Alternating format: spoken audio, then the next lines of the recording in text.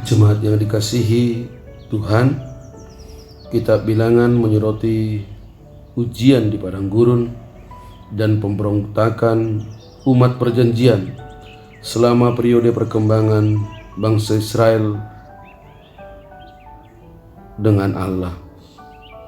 Kitab Bilangan mencatat berbagai peristiwa penting yang berhubungan dengan masa pengembaraan di padang gurun sebelum kematian Musa dan perbudakan Kanaan oleh orang Israel. Dalam Bilangan 21 ayat 4-9 memaparkan bersungut-sungut bangsa Israel terhadap Allah oleh karena berbagai peristiwa yang dialami mereka selama dalam perjalanan menuju tanah perjanjian, yaitu tanah Kanaan. Sungut-sungut bangsa Israel terhadap Allah merupakan suatu bentuk ketidaksetiaan dan ketidakpercayaan mereka terhadap janji dan tuntunan Allah. Tidak hanya wajah yang bersungut-sungut yang diperlihatkan mereka, namun mereka juga melontarkan perkataan-perkataan melawan Allah dan Musa. Mereka meragukan kepemimpinan yang diberikan Allah kepada Musa untuk membawa bangsa itu menuju tanah perjanjian. Keraguan mereka terhadap tanggung jawab Musa sebagai pemimpin adalah salah satu sungut-sungut dari mereka sendiri. Keinginan mereka akan makanan dan roti juga menjadi bentuk sungut-sungut mereka, dan adanya rasa muak terhadap makanan yang diberikan Allah, yaitu manna. Sungut-sungut mereka terhadap makanan yang dikarenakan umat Israel masih memiliki sikap diperbudak akan makanan ketika masih di Mesir. Mereka tidak lagi percaya bahwa Allah tetap menyertai umat Israel dan memenuhi segala kebutuhan mereka, seperti halnya memberikan makanan manna. Tanpa kita sadari, banyak hal-hal kecil yang membuat kita merasa tidak bahagia, karena kita sering merasa sebagai orang yang paling menderita di dunia ini. Namun, bila kita membuka mata lebar-lebar, sesungguhnya banyak orang yang lebih menderita ketimbang diri kita. Lihatlah ke bawah supaya kita bisa bersyukur. Lihatlah ke atas supaya kita bersemangat. Demikian nasihat orang tua.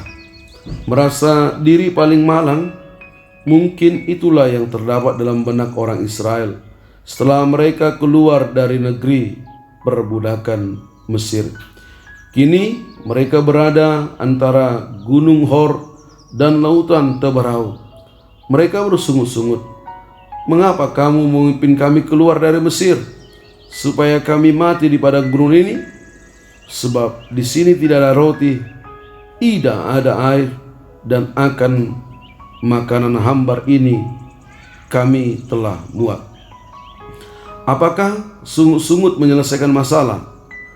Apakah keluh kesah kita dapat meringankan beban hidup yang tengah kita pikul? Tidak. Sungut-sungut itu membuat Tuhan marah. Ia mengirim banyak ular tedung dan membunuh sejumlah besar orang Israel.